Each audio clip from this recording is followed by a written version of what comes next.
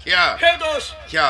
तुम अंग्रेज लोग हिंदुस्तान में जो 2 बीमारी छोड़ के गए, यस, उसमें से एक हमको चाहिए। क्या? स्मोकिंग? नो नो, चाय। चाय, छोटू चाय। फूफा क्या दे? ला चाप। तो कसार हम चाप दे कौन दिन मानम ना, क्यों बचा नहीं पाया बेटा जो नहीं हम चाप पकते।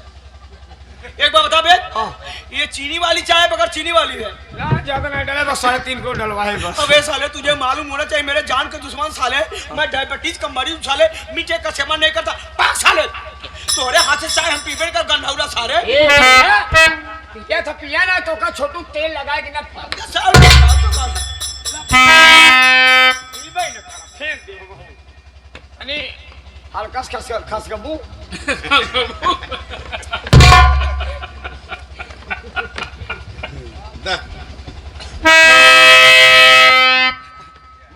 बोल भाई।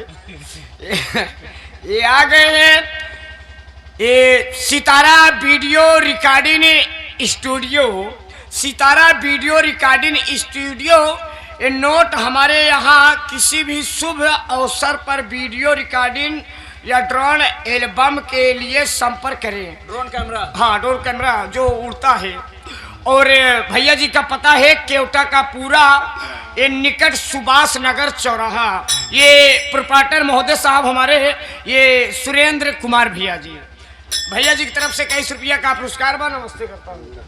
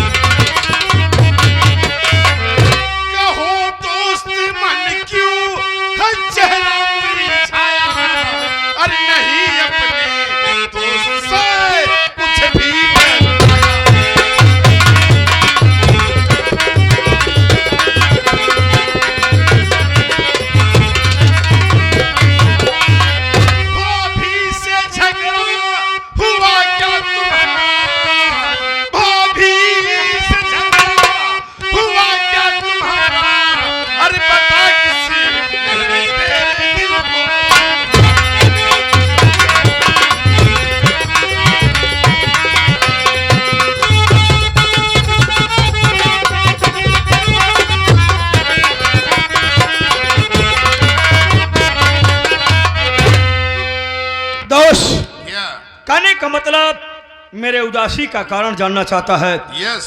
तो सुनो माय फ्रेंड, बोलो। मैं बता रहा हूं मैं क्यों उदास हूं।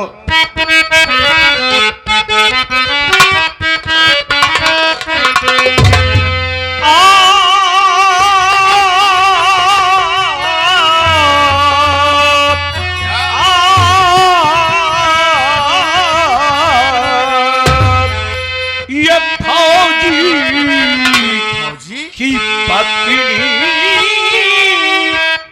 से लफड़ा हुआ है।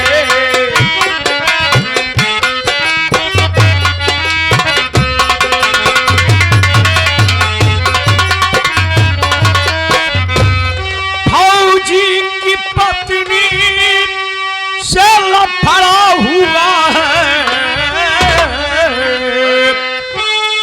फौजी की पत्नी से सुन लफड़ा हुआ है। और कहूँ क्या तुम्हें दोस्त झगड़ा हुआ है।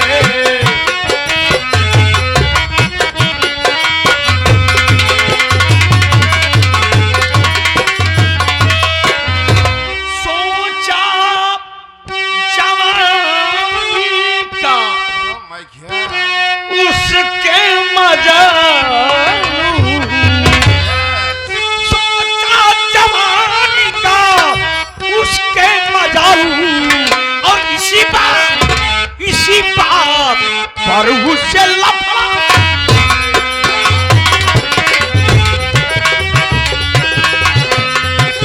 लफड़ा हुआ तो दिल लफड़ा हुआ है। लफड़ा हुआ तो दिल लफड़ा हुआ है। इसी बात पर उससे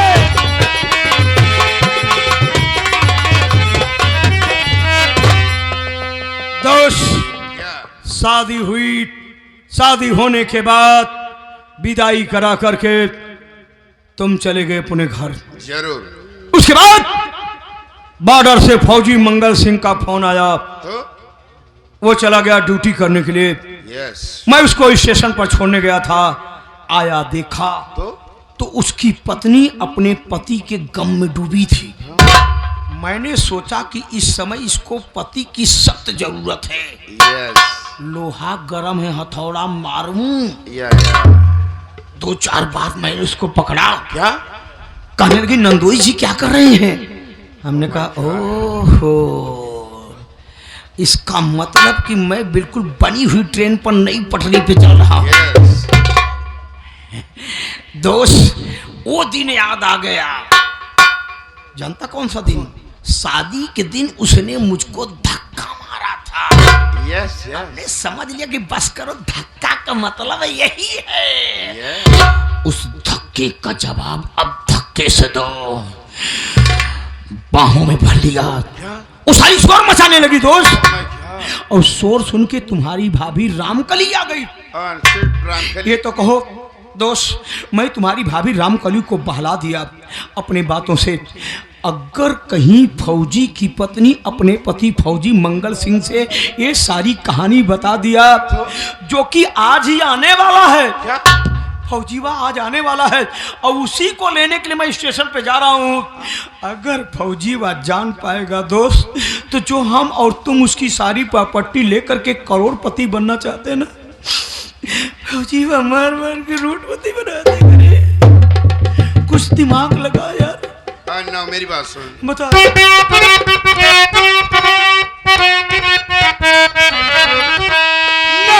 दिल में चिंता करो दोस्त मेरे, रियासत सब होगी अब हाथी।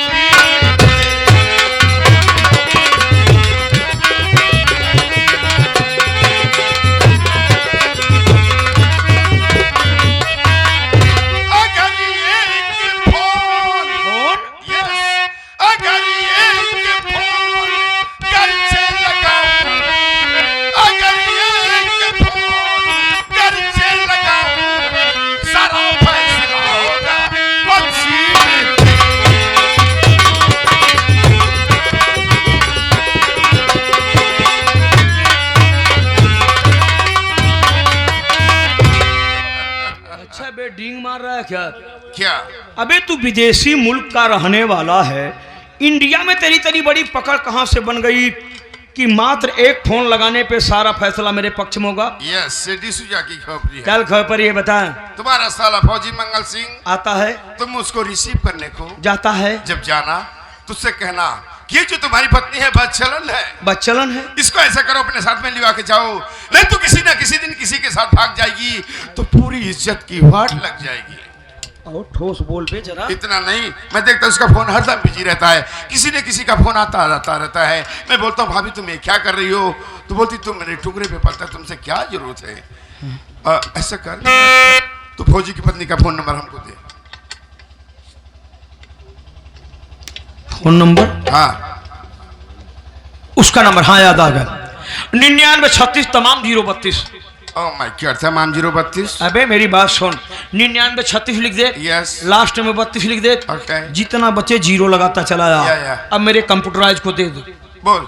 अब मैं जा रहा हूं फौजी को स्टेशन पर रिसीव करने के लिए, उसको लिवा करके आऊंगा। यस। जिस कमरे में मोहनी सोती है उस कमरे के दरवाजे पर गेट के पास पहुंचने के बाद सिचुएशन को देखते हुए, हालात को देखते हुए, मैं अपने नंबर से तुम्हारे नंबर पर मिस कॉल करूंगा। उसके बाद उधर से काट करके तुम फौजी के पत्नी के नंबर पे अपने मोबाइल नंबर से फोन करना। अब फोन में चोर चोर गंदी गंदी बात बोलना, ताकि फौजी मंगल सिंह सुन ले, उसे यकीन हो जाए कि मेरी पत्नी वाकई में बदचलन है। हकीकत में कहता हूँ दोस्त, एक बार साली मोहनिया घर से निकल जाए ना तो फौजीवा की सारी दौलत हमारी तुम्हारी कस्टडी में होगी। चले? बिल्कुल चलो। आओ आओ।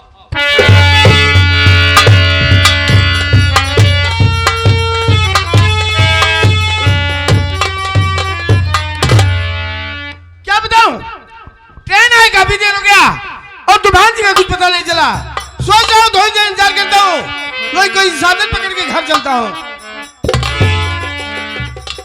तो क्या बात है, तुम्हारी तबीयत तो ठीक है? अगर तुम्हारी तबीयत नहीं ठीक है तो किसी डॉक्टर को दिखा देता हूँ। भैया एक काम क्यों नहीं करते आप? ये जो आपके मत्थे पे थोड़ा सा लाल टीका लगा है ना, मिटा दो। तुम कहना क्या चाहते हो?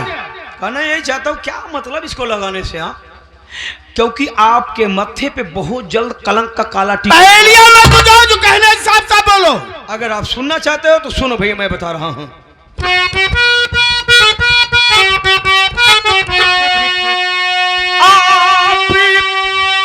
आपकी पत्नी भाई जब हुई पद चला, रातों दिन फोन आता जाता, सुनो मना करने पे मुझको डांटती जोर से, घर पे कोई न कोई आता जाता, सुनो।